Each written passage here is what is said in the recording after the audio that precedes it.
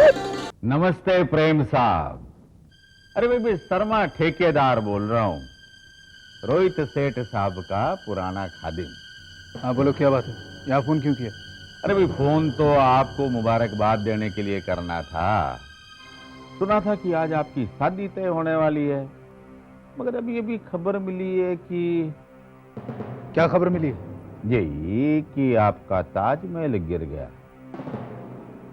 ये बात है प्रेम साहब? हाँ, अरे भाई दूसरों को तो बहुत नसीहत देते हो और अपने ताजमहल पर बिल्कुल ध्यान नहीं दिया, इतनी कमजोर बुनियाद पर खड़ा कर दिया। अरे प्रेम साहब, इतनी जल्दी तो हमारी बिल्डिंग भी नहीं गिरी थी, थोड़े दिन तो खड़ी रही थी ना। पर आपका ताजमहल तो ठीक है जहां।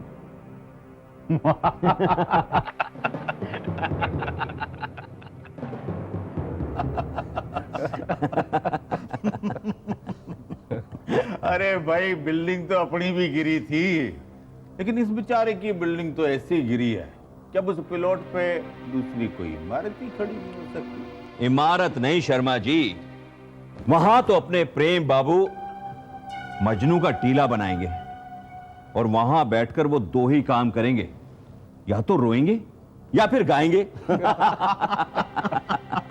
मान गए इंजीनियर साहब, मान गए। क्या स्टाइल से आदमी के हाथ से निवाला छीना है आप लोगों ने। अरे राजा आदमी के हाथ से निवाला नहीं छीना है, दूल्हे के सर से सेहरा छीन लिया। वहां से छीना और यहां पहना दिया। लेकिन इंजीनियर साहब, इस सीना झपटी में जिस आदमी का सबसे ज्यादा फायदा हुआ है, वो आदमी तो सबसे ज्यादा खामोश बैठा हुआ है। हाँ, जो सबसे खामोश बैठा है उसका दिमाग दो घोड़ों पर अलग अलग डायरेक्शन में दौड़ रहा है। ये कौन से दो घोड़े हैं हो जैसा? एक तो आपकी कृपा से घोड़ा नहीं घोड़ी है, शादी की घोड़ी। मैं तो अभी शादी की तैयारी में जुट गया हूँ। अब ये सोच रहा हूँ कि जोधपुरी पहनूं कि थ्री पीस। आप पहने कुछ भी आओजा साहब, पर एक बात का खास ख्याल रखिएगा, शाह साहब शादी में इनवाइटेड हैं, इसलिए बाजारू साधनों से आप जितना यंग दिख सकते हैं दिखाई दीजिएगा। अरे पहुजा साहब, अभी तक आपकी वो बात पूरी नहीं हुई। चलिए भाई, दो घोड़ों में से एक तो शादी की घोड़ी निकली, अब ये बताइए कि वो दूसरा कौन सा घोड़ा है जिस पर आपका दिमाग सवार है? अच्छा सवाल किया शर्मा जी। जानते हो दूसरा डायरेक्शन कौन सा है जिस पर मेरा दिमाग दौड़ रहा है? कौन सा है? मैं तो यही सोच रहा हूँ कि इतने बड़े एहसान का बदला मैं कैसे चुकाऊंगा। आप लोग जो मेरे लिए कर रहे हैं उसके लिए मैं कुछ भी कर सकता हूँ। इमोशनल मत हो आऊजा, इमोशनल बिल्कुल मत हो। इसके बदले में हमें तुमसे जो करवाना है वो बिल्कुल साफ साफ है, और वो तुम्हें करना पड़ेगा। क्या? आऊजा,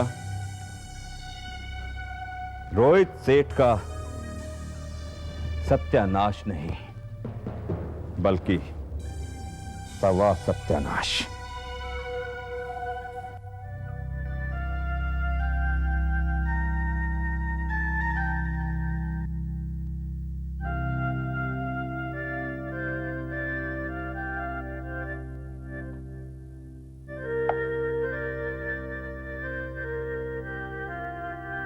सुबह से तूने कुछ नहीं खाया, चल कुछ खा ले। मुझसे तेरी ये हालत नहीं देखी जाती, प्लीज ऐसा मत कर। वैसे बड़ी खुदगर्ज है तू, अपने गम में ऐसी डूबी हुई है कि तेरे जो अपने हैं, जो तुझसे प्यार करते हैं, तुझे उनकी रत्ती भर भी परवाह नहीं। तुझे फर्क नहीं पड़ता कि उनका क्या होगा। अगर तू खाना नहीं खाएगी तो क्या मेरे गले के नीचे से खाना उतरेगा?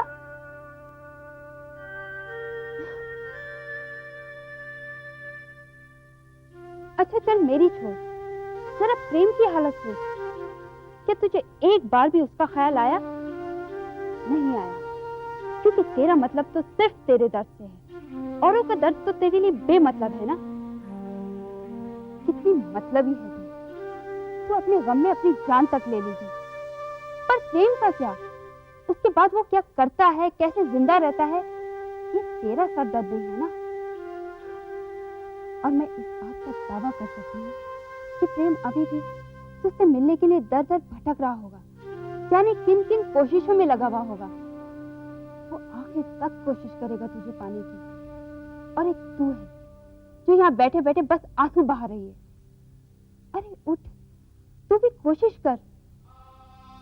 इतने सालों से जो तूने मैडम को इतनी इज्जत दी, इतना प्यार दिया, और वो भी तो कई बार कह चुकी है कि तू उनकी बेटी जैसी है। जा, बेटी की तरह उनसे बात कर, उनके आगे हाथ जोड़, गिड़गिड़ा, उन्हें मजबूर कर दे कि वो तुझे प्रेम तक पहुंचने का रास्ता बताएं। इतनी आसानी से प्रेम को मत गवा। तू भी साबित कर दे कि तू भी प्रेम से उतना ही प्यार करती है जितना कि वो तुझसे करता है। प्रेम की हेल्प कर। ऐसे मत बैठी रह सुजाता, प्लीज कुछ कर, कुछ कर।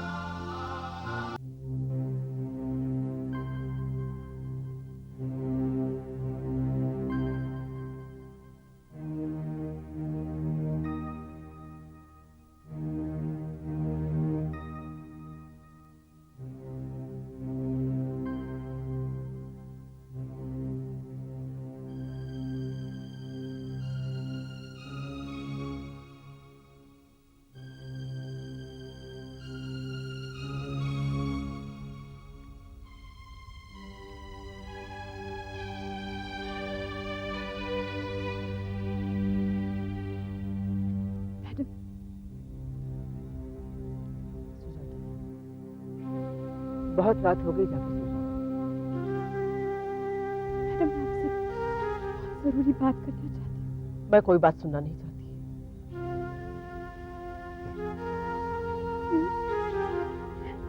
मैं मर जाऊंगी। सुजाता, तुम्हारी सारी की सारी बातें बेकार हैं। सुजाता की बातें आपके लिए बेकार कब से हो गई? पिछले 30 सालों तक हम दोनों के बीच जो रिश्ता था, क्या वो सच्चाई थी? या फिर आपका आज का ये रूप, क्या ये हकीकत है? पिछला वाला रिश्ता किसी भी अहम रिश्ते की बराबरी कर सकता था, लेकिन अचानक इस रिश्ते की आंखों में आंसू, इसकी तरफ से अब ये ताल्लुक कैसे हो सकती है? सुजाता, तुम्हारी सारी की सारी बातें बेमानी हैं। तुम्हारे आंसू बेमतलब और तुम्हारे दुखों का भी कोई मतलब नहीं है। तुम बेकार में मेरा वक्त तय कर रही हो। मैं तुम्हारी कोई सहायता नहीं करती। जाओ, जाकर सो जाओ। आप मेरी सहायता तो नहीं कर सकते, लेकिन आप मुझ पर तरस तो खा सकती है ना? तरस? और तुम पर? एक ऐसी लड़की पर जिसने मेरे साथ विश्वासघात किया है।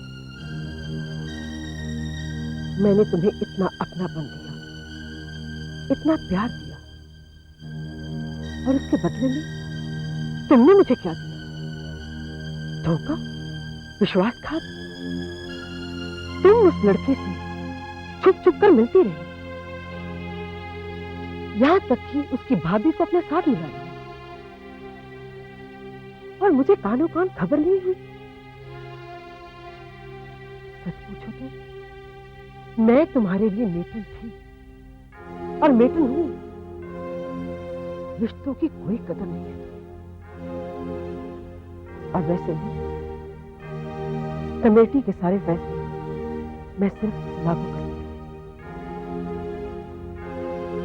मुझे कोई फैसला करने का हक नहीं है।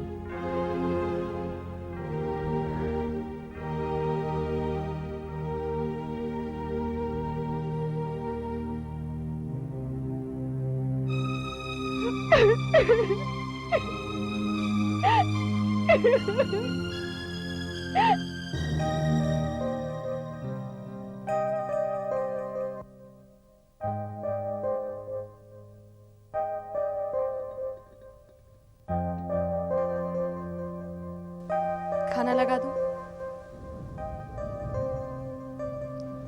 प्रेम आ जाए, साथ में खाते हैं। प्रेम भाई का फोन आया था, क्योंकि लौटने में देर हो जाएगी तो खाना बाहर से ही खा कर आएंगे।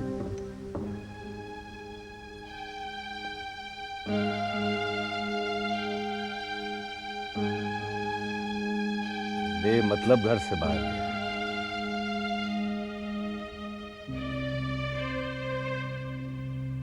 देख लेना, जब हम सो चुके होंगे तब घर वापस आएगा। अपने दर्द से हमें दूर रखकर हमें दर्द नहीं देना चाहता। अरे अगर दर्द है तो उस दर्द में हम दोनों की 50-50% की पार्टनरशिप है, जैसे खुशी में होती है। अगर दूर रहेगा तो उस दर्द का असर मुझ पर ज्यादा होगा। कमबख्त ये नहीं समझता। लेकिन मुझसे अगर प्रेम भाई यहाँ आपके पास होते भी तो आज किन लफ्जों में आप उन्हें तसल्ली देते? उनके जख्मों पर लगाने के लिए कोई मरहम है आपके पास?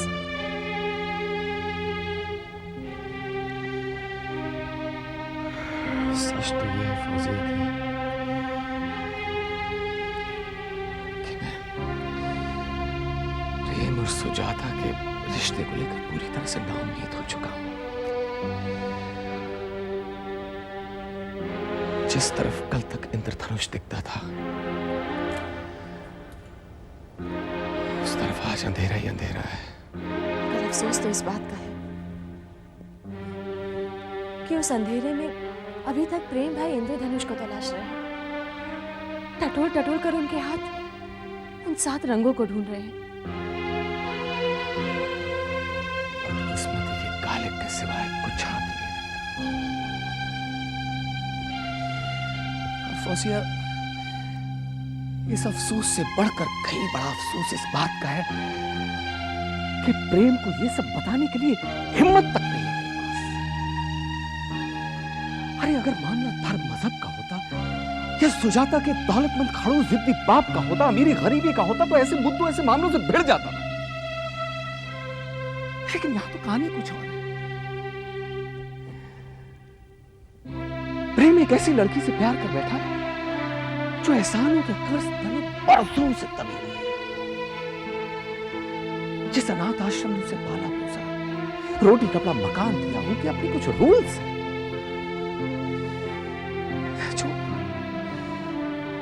जो सुजाता को मान लेने चाहिए। अरे उस आश्रम में सुजाता के लिए लड़का कुछ सोच समझ कर देखा। कायदे से सुजाता को अनाथ आश्रम की तरफ अपना फर्ज पहले निभाना चाहिए, बाद में प्रेम भाई से मांग पाए। क्योंकि अगर सुजाता अपने परवरिश करने वाले लोगों को धोखा दे भी देगी तो कभी खुद अपने आप को माफ नहीं कर पाएगी, भले ही तब वो प्रेम भाई के साथ अपनी एक दुनिया बसा चुकी हो।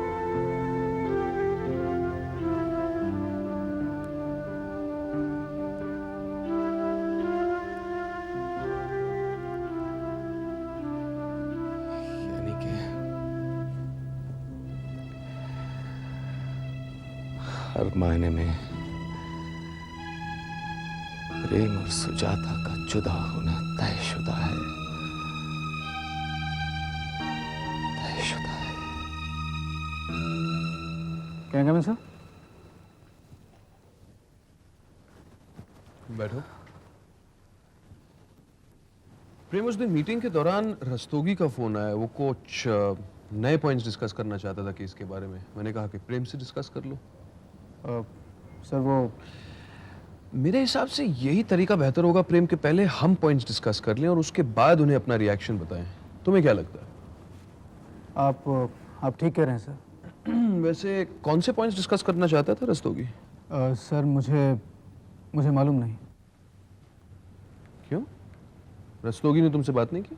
सर बात यह है कि मैं रस्तोगी साहब से मिल नहीं पाया।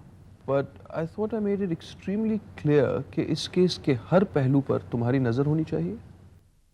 ये सर मुझे याद है। I'm extremely very sorry. Frankly, I'm disappointed, प्रेम। तुम इतने गैर जिम्मेदार कब से हो गए हो प्रेम?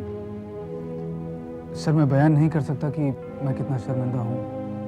बेवक्त एक ऐसी पर्सनल प्रॉब्लम मेरे सामने आ गई है जिसमें मैं फंस गया हूँ सर। इस वक्त मैं आपके पास यही रिक्वेस्ट लेकर आया हूँ कि कुछ दिनों के लिए आप मुझे छुट्टी दे दें। मुझे इस बात का बड़ा अफसोस है कि मैं आपसे छुट्टी उस वक्त मांग रहा हूँ जिस वक्त आपको मेरी सबसे ज़्यादा ज़रूरत है। अगर तुम अपना पर्सनल प्रॉब्लम डिस्कस करना चाहते हो तो सर, ऑफिस में मैं अपनी निजी ज़िंदगी को घसीटना नहीं चाहता। देखो प्रेम, एक चीज साफ साफ समझ लो, हम इंसान हैं, इंसान घर में रहते हैं। सुबह सुबह जब दफ्तर आते हैं तो घर से आते हैं, शाम को घर ही लौटते हैं। घर की हर परेशानी आदमी को दफ्तर में भी परेशान करती है। क्या प्रॉब्लम है? कुछ प्रॉब्लम है। अगर तुम डिस्कस करना चाहते हो तो बेहिचक बोलो, तुम छुट्टी पर जा सकते हो। Thank you very much sir.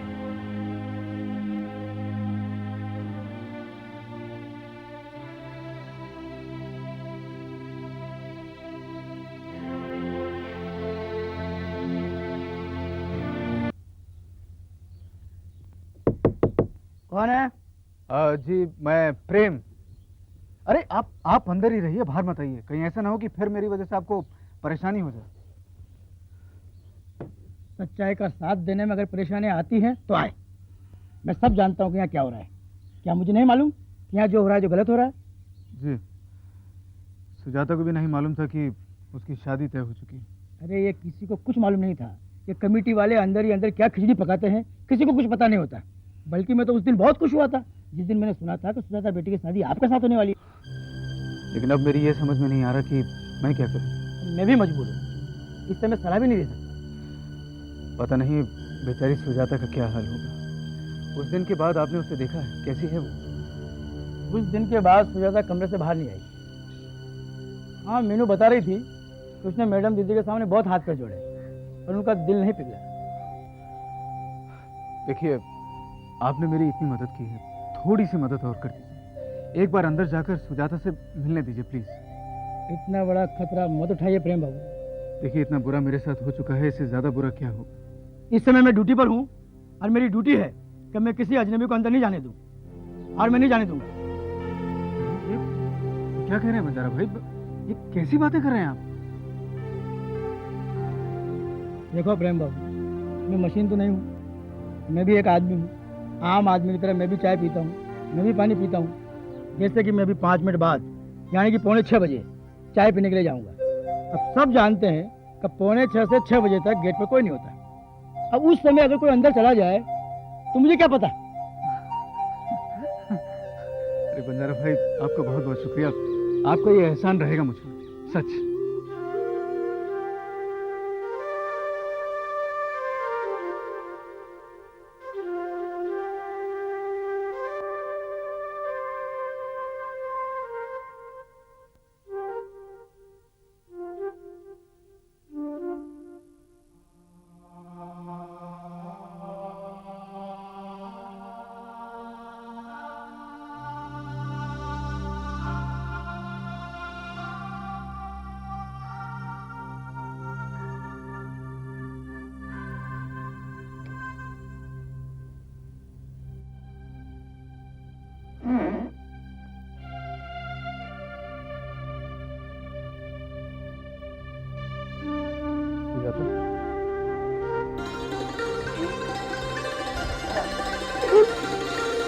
Whoop!